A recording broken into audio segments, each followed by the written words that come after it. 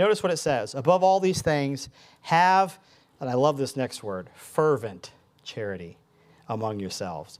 For charity shall cover the multitude of sins. And this, notice how it says, above all things.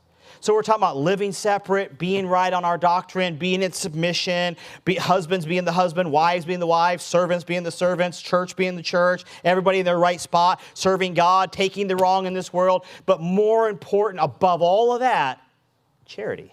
I'm probably like you, sick of all the love messages these secular pastors are preaching. But don't throw the baby out with the bathwater. I mean, it reminds me of 1 Corinthians 13. You don't have to turn there, but in 1 Corinthians 13, Paul's saying, though I give my body to be burned, though I know all knowledge. That means he's right on eschatology. He's right on the King James Bible. He's right on soul winning. But he has not charity. He says, I am nothing. You know what God thinks of a church that's right on all these things and has no charity? You're nothing. The church at Ephesus was told, you better get that first love or I'm going to remove your candlestick. And this is the church that tried them that were apostles and were not, and they found them liars.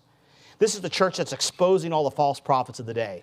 And God says, hey, you did good there, but your first love, you better get it back or I'm going to come and remove your candlestick. And while we want to be firm in our beliefs and we want to have these doctrines that we hold to and we don't care what the world thinks, don't forget, we have to have charity. I desire a place that you can come to Revival Baptist Church and you can feel the charity. And then when the hard preaching hits, it's surrounded by charity. Amen.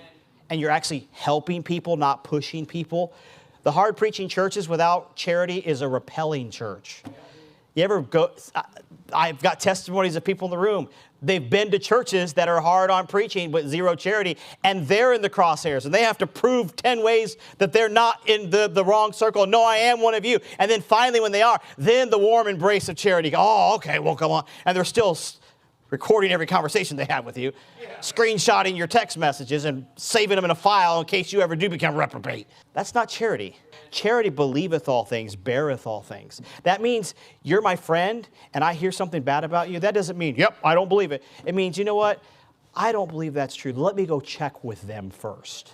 Yeah. And then I say, hey, Dale, man, I heard this about you. Is that true?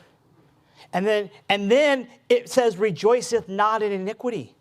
If it is true, I'm not like, yeah, I got something to expose. Hey, Dale found out this about him. Amen. Let's all remove him. Ugh. No, it would rejoice not. Here's my friend, and I believed him, and I went and I found out it was true, and then iniquity's been discovered. Here's what charity does. It rejoiceth not. It's interesting how many people have broken friendships with Revival Baptist Church and never called Revival Baptist Church. They hear the rumor, they believe the rumor, they act on the rumor, they make the decision, and everybody's, ugh.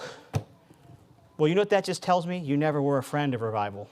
Because a friend who loved, had charity for the work of Revival Baptist Church would have called Revival Baptist Church and said, hey, I heard this. And then if it was true, if they would have done anything, they would have said, hey, with a heavy heart, I'm here to tell you we broke fellowship with Revival Baptist Church.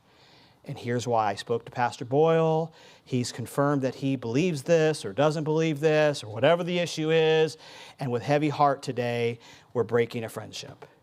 You know what that would tell me? They loved me. Now, I'm not trying to bring up past wounds. I'm just trying to say that's how life is. And you know what you need to do? You just need to make sure you have charity.